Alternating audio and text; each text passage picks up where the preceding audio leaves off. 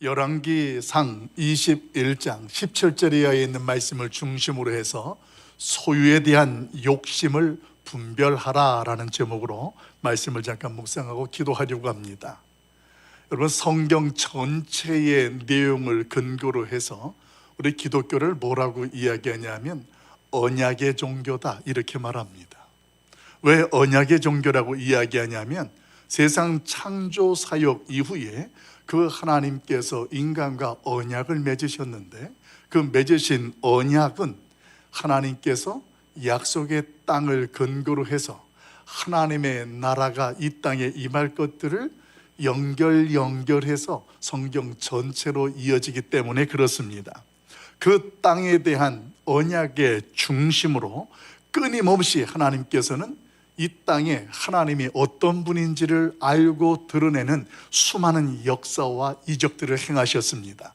그래서 유대인을 중심으로 해서 유대인들 가운데에도 하나님이 하나님 것을 알게 하셨을 뿐만 아니라 이 유대인과 함께하고 있는 그 주변의 이방인들과 열국 그 다른 사람들에게도 하나님이 참 하나님인 것을 알게 하는 내용들, 그게 그 언약 안에서 언약을 맺으신 하나님이 어떤 분이고 그 하나님께서 어떤 언약을 이루고 성취하시는지 그 내용을 구약에서부터 신약에 이어지도록 설명해주고 깨닫게 하는 메시지의 전체가 바로 성경 말씀 전체에 포함되어진 내용입니다.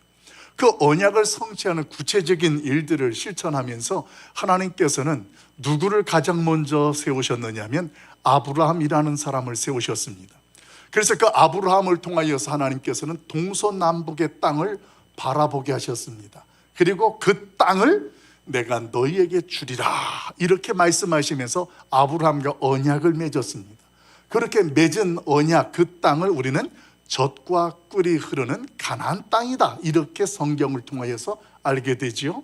그런데 그 하나님의 땅에 대한 언약, 그 약속이 이제 구체적으로 실천되어지고 실현되어지는 사건이 출애굽기에서 하나님은 모세를 택하셔서 애굽의 종되었던 이스라엘들을 애굽의 땅에서 인도하여 어디로 이끌어 가십니까?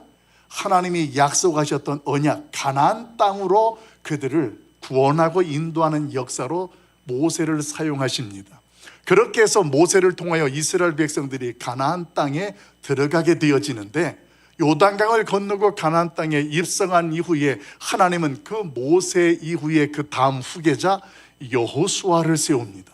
그래서 그 여호수아를 통하여 가나안 땅을 여호와의 전쟁이라는 이름으로 선포하고 그 땅을 소유하도록 하십니다.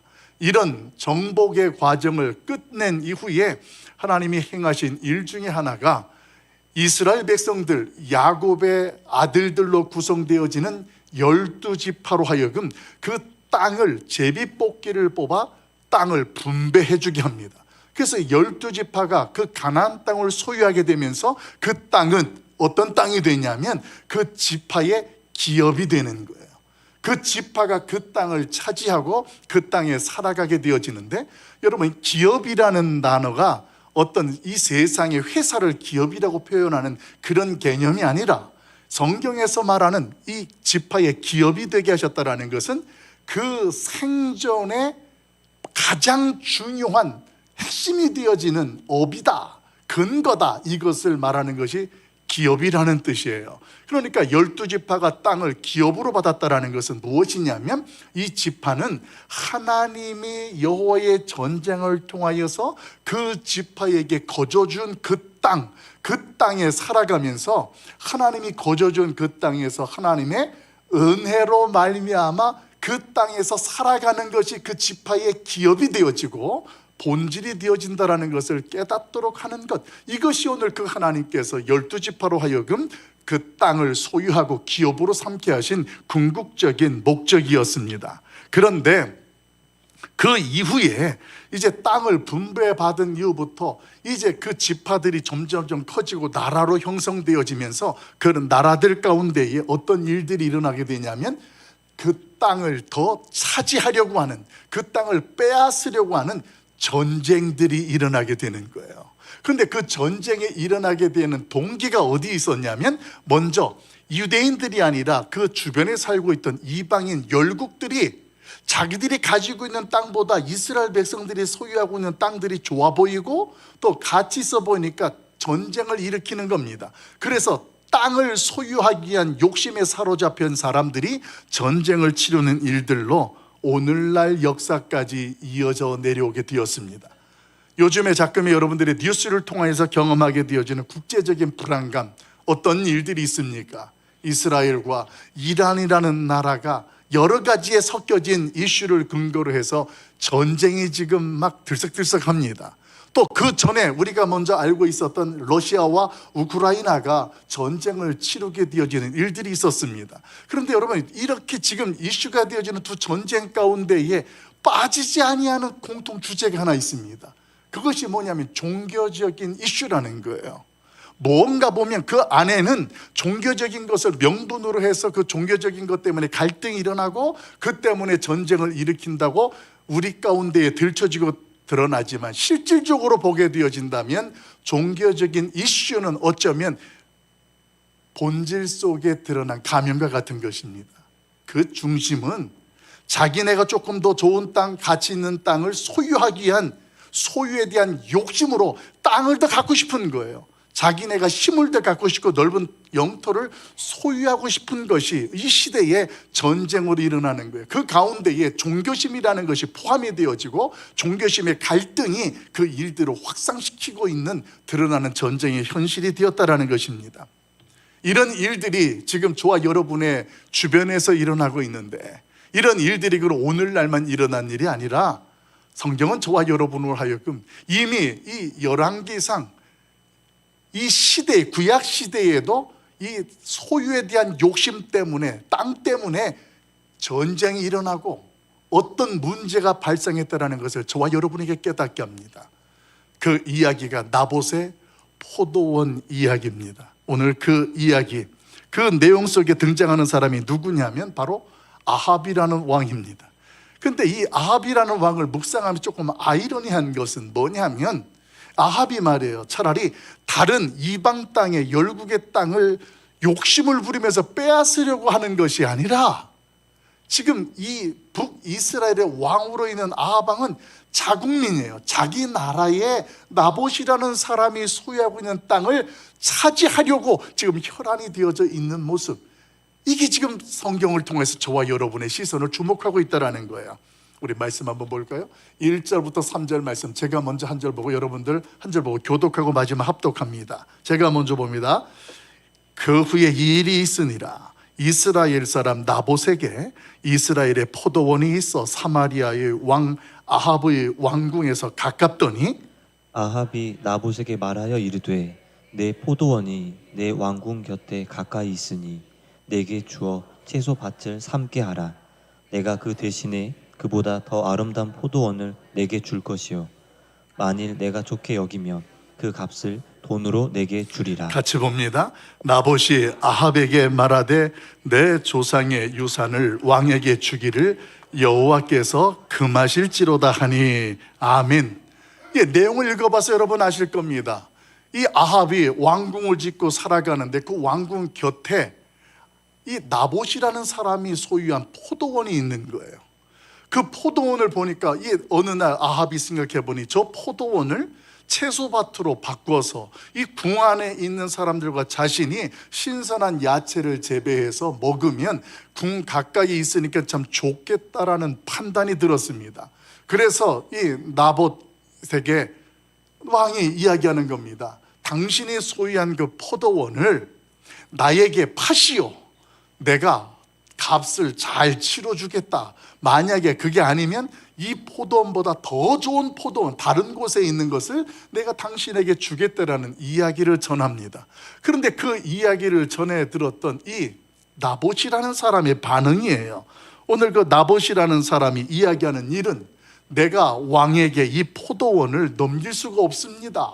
왜냐하면 나는 이 땅을 우리 조상대로부터 대대로 이어받은 우리의 기업이기 때문에 그렇습니다. 하나님께서 우리 가문에 주신 것을 팔 수도 없고 다른 사람에게 넘길 수가 없습니다. 그러면서 하나님의 명령과 그 말씀을 근거로 넘길 수 없다고 이야기를 해요. 그 이야기를 들은 나봇, 이야기를 들었던 이 아합 왕 어떨까요? 오늘 그의 표정을, 그의 행동을 4절에서는 이렇게 소개합니다. 우리 4절 한 목소리를 같이 봅니다. 시작. 이스라엘 사람 나봇이 아합에게 대답하여 이르기를 내 조상의 유산을 왕께 줄 수 없다 하므로 아합이 근심하고 답답하여 왕궁으로 돌아와 침상에 누워 얼굴을 돌리고 식사를 아니하니. 아멘. 여러분, 이 모습이 지금 왕의 모습이에요. 왕이 그 땅을 갖고 싶은데 말이에요. 이 백성이라고 하는 나봇이라는 사람이 왕의 말인데도 이걸 듣지를 않아요. 1,000,000금을 줘도 나는 이 땅을 넘길 수가 없다고 그러는 거예요. 그렇게 그 이야기를 들었는데 이 아합 왕이 다른 이유 같으면 그냥 힘으로 할 텐데 지금 나봇이 무엇을 근거로 이야기하냐면 조상 대대로 우리에게 물려준 땅이고 이것을 하나님께서 우리의 가문에게 기업으로 주신 것인데 이것을 어떻게 왕에게 넘길 수 있습니까? 그 이유를 하나님이라는 말씀과 그 규례를 근거로 넘길 수 없다 하니까 이러지도 못하고 저러지도 못하고 궁으로 돌아가서 지금 삐진 거예요. 침대에 누워서 머리를 저쪽으로 돌리고 끙끙끙끙 앓고 밥 먹으라고 그래도 밥도 안 먹고. 여러분, 이 모습이 지금 누구의 모습과 같은지 아세요? 우리의 모습과 같은 거예요. 하나님 앞에서 내가 이게 너무 원하는 게 어떤 게 있는 거예요. 소유에 대한 우리의 욕심들이 다양하게 생길 수 있잖아요. 하나님 이렇게 합격도 해주시고 이것도 이렇게 해주시고, 그래서 그걸 마음속에 가지고 하나님 앞에서 기도도 하고 작정하는데 안 돼. 그러니까 지쳐가지고 하나님 앞에 기도도 안 하고 삐져가지고 밥도 안 먹고 이제 그런 모습. 마치 어린아이들이 부모님에게 뭔가를 사달라고 그럴 때 부모가 생각할 때 그거보다 뭔가 다른 더 좋은 것들이 기회가 되고 목적이 있을 때 우리 부모가 어떻게 합니까? 지금은 안 돼, 그거는 안 돼, 이렇게 이야기를 해줍니다. 그러면 그 아이들이 단순하게 그거에 매달리면서 어떻게 해요? 행 하고 들어가서는 침대에 누워서 문 잠그고 밥 먹으려도 밥도 안 먹는다고 그러고. 지금 아합 왕이라는 사람이 왕인데 그렇게 행동하고 있다라는 거예요. 여러분, 자, 그러면 오늘 이 왕의 명령에도 불구하고 그 땅을 넘기지 아니겠다고 말하는 이 나봇이라는 사람이 근거로 제시하는 하나님께서 우리의 가문해 주신 기업이라는 그 말씀을 근거하는 내용이 구체적으로 어떤 것일까요? 사실 이 내용이 가장 잘 소개되는 게 레위기 25장 23절 이하의 25절 내용을 보면 잘 소개됩니다. 우리 한 절씩 교독합니다. 제가 먼저 봅니다. 토지를 영구히 팔지 말 것은 토지는 다 내 것임이니라. 너희는 거류민이요 동거하는 자로서 나와 함께 있느니라.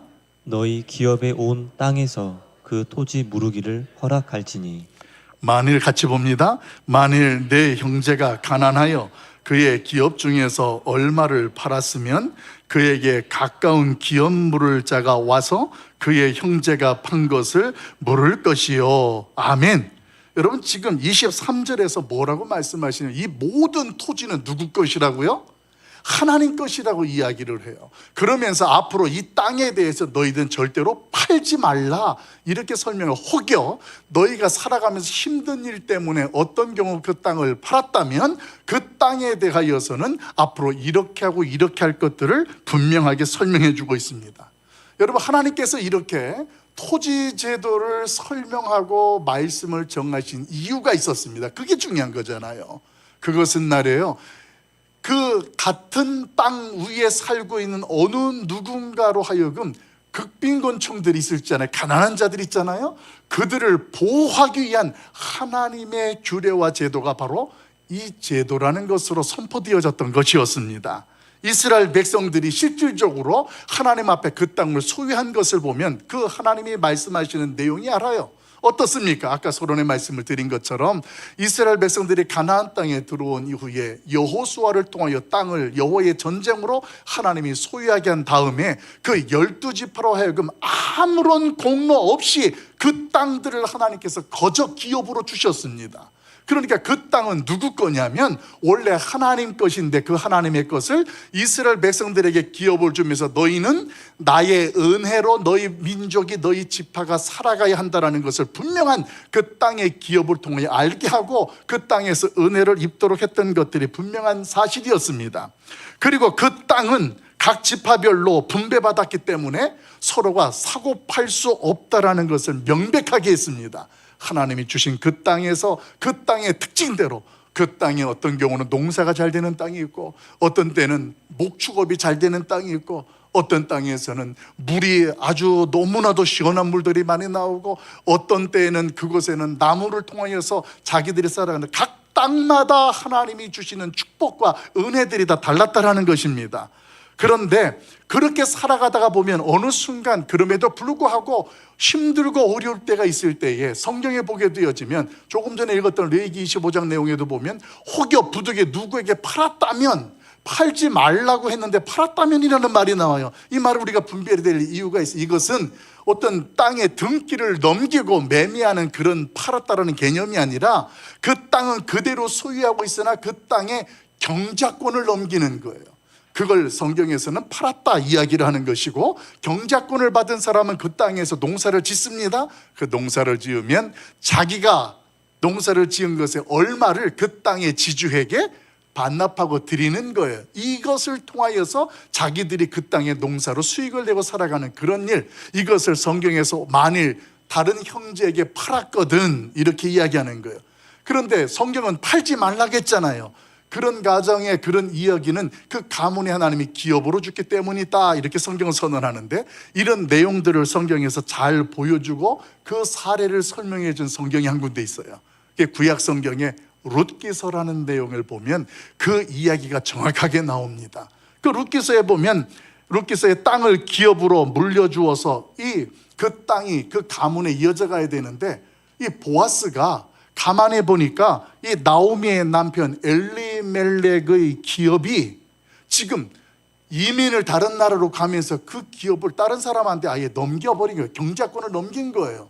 경작권을 넘겼던 것들에 대해서는 대가를 지불하고 다시 찾아와야 되는데 그렇게 하려면 누가 해야 되냐면 그 기업을 이을 수 있는 친척 중에 가까운 자들로부터 그 이들을 감당해야 되는 거예요. 그런데 이 보아스가 보니까 이 룻의 가문의 기업을 이을 자가 있었는데 그가 나는 할 수가 없다, 대가를 지불할 수가 없다 이렇게 말하면서 결국 누가 이 일을 감당하게 되냐면 보아스가 룻과 함께 결혼을 하게 되는 거예요. 그렇게 하면서 그 기업을 이어가는 것, 유대인 사회에서는 이 일을 무엇이라고 말하냐면 고엘이라고 이야기를 해요. 고엘이라는 것이 끊어졌고 멈췄던 경작권을 기업을 이어가는 자다, 이것을 표현하는 것이 고엘이에요. 그 일을 보아스가 감당했던 일이 성경에 소개되고 있습니다. 사랑하는 성도 여러분, 이렇게 하나님 앞에서 받은 기업에 대해서 이렇게 가치를 알고 그렇게 그 땅에 대한 개념을 가지고 가던 사람들이 어떤 문제를 만나게 되냐면 하나님이 거저 주신 땅을 기업으로 삼고 있던 이스라엘 백성들과 다른 열방의 하나님을 모르는 우상을 섬기고 살아가던 사람들이 그들이 가지고 있던 땅의 개념이 충돌하게 되는 거예요. 대표적으로 이렇습니다. 이스라엘이 가지고 있는 이스라엘 백성들의 땅의 개념은 하나님께서 거저 주신 그 땅에서 은혜로 살아가는 것이 그들이 가진 땅의 개념이에요. 그러니까 자기들이 맡겨진 땅에서 은혜를 감사하며 살아가는 거예요.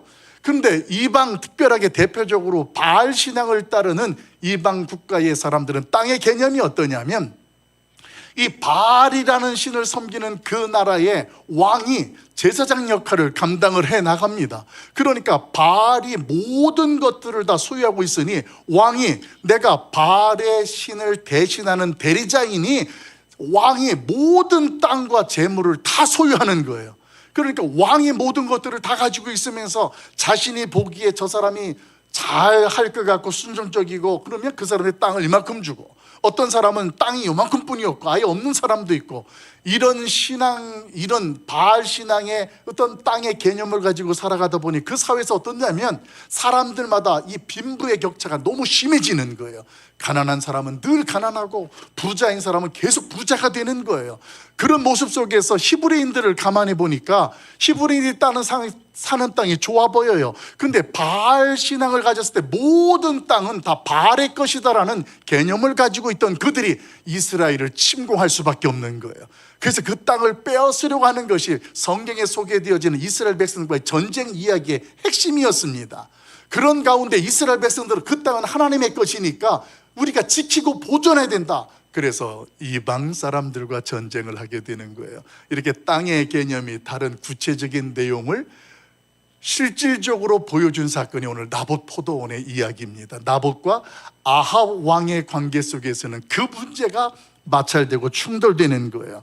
그 가운데에 왕은 나봇으로부터 거절당하니까 밥도 안 먹고 누워있는데 그 모습을 누가 보는 거예요? 그의 아내 왕후였던 이세벨이라는 여자가 봅니다. 근데 이 이세벨이라는 여자가 어떻게 이 아합의 아내가 되어지냐면, 아합이 왕이 되어지고 나라를 든든하게 세우려고 하니까 이웃 나라의 공주를 자기가 왕후로 데려오면 나라가 조약관계가 되어져서 든든히 서겠다 해서 데려온 사람이 이세벨이에요. 근데 그 이세벨은 어떤 신앙을 가지고 있었냐면 바알 신의 딸이다라는 개념을 가진 게 이세벨이에요. 그러니까 바알 신앙으로 그 처갓집은 똘똘똘 뭉쳐져 있어요. 그런 가운데에 이 부인으로 들어온 이세벨이 남편에게 자꾸만 이야기하는 거예요. 바알 신앙에 들어오니까 하나님을 섬기던 그가 우상 숭배하게 되어지는 이유가 여기에서 발생되어지기 시작됩니다. 근데 자, 그런 바알 신앙에 익숙했던 이세벨이 지금 침대에 누워있는 남편을 보고 있습니다. 얼마나 우스울까요? 왜 우습냐면 자기가 본국에서 자기네 나라에서 아버지의 모습을 보는 것과 같은 왕인데 너무 다른 거예요. 거기는 바알 이 신앙을 가지고 있고 모든 토지가 바알 거라는 것을 알고 있으니까 왕이 모든 백성들 가운데 원하면 어느 땅이든지 다 소유할 수 있는 걸 봤던 것이 이세벨이었어요. 그런데 유대 나라의 아합 왕의 왕후가 되어서 보니까 이거 왕이라고 해봤자 그 농사꾼에게 땅 하나 돈 주고 사겠다라는 그것도 마음대로 못하니까 이 이세벨 입장에서는 너무 답답하고 이 왕이 너무 우스운 거예요. 그래서 이 이세벨이 등장합니다. 그래서 모략을, 음모를 꾸미죠. 두 사람을 세워서 가짜 증인을 만들어서 하나님과 아합 왕을 저주했다라는 죄명으로 해서 인민재판에서 이 나봇이라는 사람을 돌에 맞아 죽게 합니다. 그리고 그 나봇을 성 밖으로 끌어내서 자신의 포도원에다가 그 시신을 던져버리게 되어져요. 이런 이야기들을 이제 누가 듣게 되느냐? 하나님의 사람 엘리야가 듣게 되는 것입니다. 그 이야기를 들을 쯤에 이세벨이 남편에게 이야기합니다. 나봇이 죽었으니까 그 사람 포도원은 이제 당신 겁니다. 당신 땅을 보러 가십시다. 그래서 아합 왕이 나봇의 포도원으로 내려가는데 내려가다가 누구를 만나느냐? 엘리야를 만나는 거예요. 그게 19절 이야기입니다. 우리 19절 같이 한번 읽어봅니다. 19절 같이 봐요. 시작. 너는 그에게 말하여 이르기를 여호와의 말씀이 내가 죽이고 또 빼앗았느냐 하셨다 하고, 또 그에게 이르기를 여호와의 말씀이 개들이 나봇의 피를 핥은 곳에서 개들이 내 피 곧 내 몸의 피도 핥으리라 하였다 하라. 아멘. 여러분, 지금 이 말씀은 엘리야가 아합 왕에게 하나님의 뜻을 저버린 일에 대한 심판의 메시지를 선포하는 거예요. 나봇이 돌에 맞아 죽었고 그가 성 밖에 버려졌을 때 개들이 와서 그의 시체의 피를 핥았던 것처럼 너도 너의 아내 이세벨도 똑같이 그렇게 될 것이다라는 말씀을 선언하셨는데, 이 일이 앞으로 우리가 묵상되어질 것입니다만 후에 이 예후라는 장군이 등장해서 그 예후가 이 아합 왕과 이세벨을 그렇게 죽이고 똑같은 말씀 그대로 개에게 핥게 되어지는 그 결과의 모습으로 내용이 전개되어집니다. 사랑하는 성도 여러분, 여기서 여러분에게 한 가지 질문을 던지고 싶습니다. 왜 나봇은 더 좋은 땅, 더 많은 돈을 준다고 해도 거절하고 그는 하나님의 뜻을 지키며 순교했을까요? 이게 중요한 질문이에요. 세상의 수많은 소유에 대한 욕심들이 우리 안에 얼마나 제시되어지고 요구되어지는지 모릅니다. 그런 세상의 어떤 가치와 소유에 대한 욕심 앞에서 어떤 경우는 나봇처럼 분명히 저게 더 좋은 일이고 좋은 기회라는 것을 알지만 어떤 분은 그건 하나님의 뜻이 아니라는 것을 분별하면서 나보처럼 끝까지 지키는 자가 있고, 어떤 경우는 괜찮아, 어때까지 그 바꾸지 뭐. 그래서 세상의 그 어떤 가치와 소유의 욕심에 타협하는 일들이 우리 가운데 있다는 것입니다. 여러분, 오늘 나봇은 날이에요. 하나님의 뜻을 지키기 위해서 작은 포도원이었지만, 포도밭이었지만 하나님의 뜻을 위해서 자신이 순교의 자리를 주저하지 않았던 사람이 바로 나봇이었습니다. 오늘 성경은 그 토지를 투기의 대상으로 삼지 말 것을 엄격하게 제한했습니다. 그럼 이 세상에 저와 여러분이 살면서 땅도 사고 집도 사고 하는 것들은, 그럼 성경에서 이게 하지 말라는 걸 하는 것이냐? 여러분, 이건 액면적으로 눈에 보이는 것으로만 말씀을 보는 사람이에요. 하나님께서 그 12지파에게 기업을 주어서 팔지 말란 이야기는 너희가 이 땅에서 이 세상을 살아가는 날 동안 하나님이 거저주신 기업, 은혜를 잊지 말고 그 하나님의 은혜 안에서 살아가는 것이 궁극적인 이유이고 목적이라는 거예요. 그러니까 하나님 앞에 저와 여러분이 이 세상에 살면서 땅도 사고 집도 사고 하는 일들에 대해서는 이것들이 그렇게 소유하는 문제가 아니라 이것이 하나님의 은혜보다 더 앞서는 일이라면 그렇게 하지 않아야 된다는 거예요. 이걸 통해서 하나님의 은혜를 경험하고 하나님의 역사가 드러나는 그 자리가 된다면 그 자리는 투기가 아니라는 거예요. 여러분, 우리가 아는 것처럼 우리가 비전센터 건립을 위해서 몇 주 전에 양평에 우리 수양관이 있는 것들을 아시는 분들 계실 겁니다. 그걸 양평 부동산에 내놓았습니다. 사실 6년 전만 해도 지금보다는 그 양평의 부동산의 시가가 조금 더 좋았습니다. 그런데 코로나와 전쟁과 침체로 말미암아 사실 가격이 좀 떨어졌어요. 만약에 저희 교회가 땅이라는 것을 소유한 것이 투기라는 목적이라면 우리는 오를 때까지 기다려야 되고, 우리는 더 많은 것들을 소유할 때까지 일들을 안 할 것입니다. 그런데 저희 교회는, 저희 당회는, 우리 비준이는 투기 목적이 아닌 거예요. 무엇 때문에 그러냐? 앞으로 우리 교회 주변에 아파트들이 재건축되어지고 또 더 많은 사람들이 입주하게 되고 젊은 사람들이 왔을 때, 우리 교회에 젊은 사람들이 우리 교회에 방문했을 때 교회가 새로운 비전센터도 지어서 그들로 하여금 필요도 공급받을 수 있고 누릴 수 있게 하고, 교회에 노후된 것들과 주차장 문제도 더 확보할 수 있는 그런 기회들을 준비하기 위해서 저희가 비전센터를 진행하고 준비하고 기도하는 거예요. 만약에 우리가 투기의 목적이라면 지금 그 땅을 팔면 안 되는 거예요. 그러나 지금 저희 교회는 그 아파트 입주가 끝나서 들어오기 전에 우리가 준비하고 마무리를 지어야 되는 거예요. 그래서 저희가 이제 내년 연말 되었을 때에는 금액이 얼마든 간에 공사 기일 계산을 해서 일을 진행하려고 하는 거예요. 어떤 분들이 그래요, 목사님 그러면 손해가 아닌가요? 그런데 그렇지 않은 이유가 우리 장로님들이나 비준이는 다 알아요. 지금 시세가 6년 전보다는 조금은 낮은 것 같지만 저희 교회가 우리 원로 목사님을 중심으로 해서 그 양평의 수양관을 매입했을 때의 금액과 비교하면 지금 엄청나게 많은 유익을 가지고 있다는 거예요. 세상의 욕심과 탐심에 사로잡히면 한도 끝이 없을 것입니다. 그러나 우리 교회는 하나님의 비전이라는 것, 그 하나님께서 우리로 하여금 그 땅을 소유하게 하신 것이 하나님의 은혜로 살아가는 우리 교회인 것을 알게 하고, 또 그것을 통해서 하나님이 더 큰 은혜를 기대하게 하는 것, 이것이 저와 여러분이 이 땅에서 우리 교회를 통해서 비전센터를 진행하려고 하고 준비하려고 하는 궁극적인 이유가 되는 거예요. 하나님께서 보내주시는 한 영혼, 그 한 영혼이라도 우리가 준비해서 맞이하는. 그런데 오늘 이 세상은 어떠냐 하면 인간의 소유에 대한 욕심에 사로잡혀서 아합처럼 말이에요, 다른 사람들 것을 빼앗으려고 전쟁을 하고 사기치고 거짓말하려고 하는 사람들이 우리의 주변에 얼마나 많은지 모릅니다. 그 가운데 하나님께서 저와 여러분에게 오늘 말씀을 통해 깨닫게 하는 것이 있어요.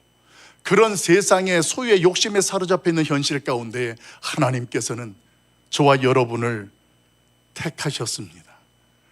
우리도 그런 탐심에 사로잡혀 있던 인간들인데 택하고 부르셔서 하나님 나라의 기업을 이을 자들로 우리를 하나님의 자녀로 삼으신 줄로 믿습니다.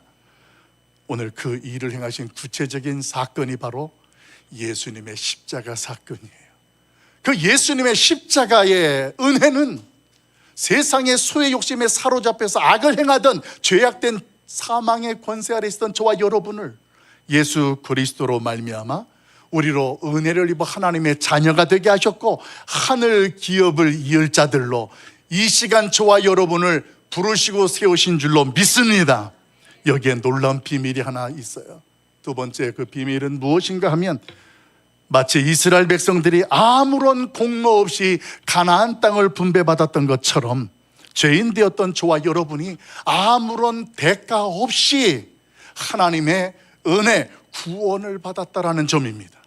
여러분, 구약 성경에서는 이렇게 하나님 앞에서 아무런 대가 없이 받았던 우리의 구원, 우리의 자유함에 대해서 어떻게 설명하느냐? 레위기 25장 10절 말씀에는 우리에게 임한 하나님의 신연이라는 것을 선포합니다. 우리 레위기 25장 10절 말씀 같이 합독합니다. 같이 봐요. 시작. 너희는 50년 때 해를 거룩하게 하여 그 땅에 있는 모든 주민을 위하여 자유를 공포하라. 이 해는 너희에게 신년이니 너희는 각각 자기의 소유지로 돌아가며 각각 자기의 가족에게로 돌아갈지며. 아멘. 7년씩 7번에서 50년째 되어지는 해를 이스라엘에서 신년이라고 하나님이 선포하셨어요. 그리고 신년에는 어떤 일들이 일어나느냐? 아까 말씀드린 것처럼 부득이함 가운데에 그 경작권을 팔았다면 신년이 되면 그 땅을 원래의 주인에게로 다 돌려주는 거예요. 자유함을 누리게 되는 거예요. 어떤 일로 종이 되었던 자들도 그때가 되면 내가 계속 종으로 있을 것인지 다시 정상적인 종이 아닌 신분도 돌아갈 것인지 기회가 신년 때 주어지는 거예요. 여러분, 오늘 예수 그리스도께서 이 땅에 오셔서 저와 여러분에게 완전한 신년을 이루시고 선포하신 줄로 믿습니다. 그래서 죄와 허물 가운데 죄의 종이었던 저와 여러분을 예수님께서 건지셨어요. 이제는 십자가의 은혜로 더 이상 너희가 죄의 종이 아니다, 하나님의 자녀이고 하나님의 기업을 이을 자라는 신년을 선포하신 거예요. 그 이야기를 요한복음 8장에서는 뭐라고 저와 여러분에게 선포하느냐? 너희가 진리를 알지니 진리가 너희를 자유케 하리라, 이렇게 선포하는 거예요. 여기서 진리가 무엇입니까? 예수 그리스도예요. 누구든지 예수 그리스도를 만나고 그분을 믿으면 예전에 종노릇하던 우리가 자유함을 누린다라는 거예요. 이게 영적인 신년이에요. 레위기 25장 10절 말씀에 원래대로 각기 돌아간다라는 것, 회복의 은혜가 저와 여러분에게 임했다라는 것입니다. 여러분, 그 자유, 오늘 하나님 앞에서 참된 신년을 경험할 수 있길 예수님의 이름으로 축원합니다. 내가 그리스도 안에서 죄 사함을 받았다면, 여러분, 우리에게 이미 신년이 선포되어졌는데 왜 우리는 여전히 세상의 소유의 욕심에 사로잡혀서 그것 때문에 하나님이 우리에게 맡기신 기업을 소홀히 여기게 되어지고 가치 없는 모습으로 살아갈 수밖에 없게 되었느냐라는 것입니다. 이 시간 분별합시다. 세상에 가치가 갖게 되어지는 소유의 욕심에서 이제는 하나님 나라로 하여금, 우리로 하여금 하늘의 기업을 이을 자들로 부름받은 그 하나님 앞에 우리가 그 하나님의 나라를 소유하고 또 누군가에게도 소유하게 할 수 있는 영적인 욕심, 그 하나님의 나라를 더 확장시키는 그 놀라운 자리에 함께 할 수 있길 예수님의 이름으로 축원합니다. 그 기회가 언제냐면 7월 6일 새생명 축제입니다. 아직 세상에 있는 사람들은요, 소유에 대한 욕심에 사로잡혀서 오늘 먹고 사는 일, 내일 먹고 살 일 걱정되면서 그 소유욕에 이끌려가요. 그런데 저와 여러분은 이미 자유했잖아요. 그보다 더 중요한 것이 무엇인지를 알잖아요. 그래서 저와 여러분이 오늘 작정을 하는 거예요. 아직도 종처럼 세상의 탐심에 끌려가는 자들에게 자유함을 누릴 수 있고 신년을 경험할 수 있도록 작정서를 작정하고 초청하는 거예요. 여러분, 이 일이 보통 일인 줄 아세요? 여러분이 귀찮아서 이름을 안 적잖아요. 그 사람에게 기회가 없는 거예요. 10번 찍어서 안 넘어지는 나무가 어디 있습니까? 지난해도 했고 그 지난해도 했는데 소용이 없어. 예, 그때는 안 됐어요. 그러나 지금은 될 줄로 믿습니다. 오늘 작정서를 제출하시고 어디에 있든, 미국에 있든 어디에 있든 그 사람 이름을 적으세요. 그 사람이 거기에서 예수 이름을 만나면 되는 거예요. 우리 교회 올 수 있는 분들은 오면 되는 거예요. 여러분이 이런 하나님의 나라의 기업을 가지고 영적인 자유를 누리는 자리에서 우리가 이 땅에 내 안에 있는 우상들을 성령의 불로 태우고 이 땅의 우상들을 제거되어지고 하나님의 나라 확장되는 일에 함께 할 수 있길 예수님의 이름으로 축원합니다.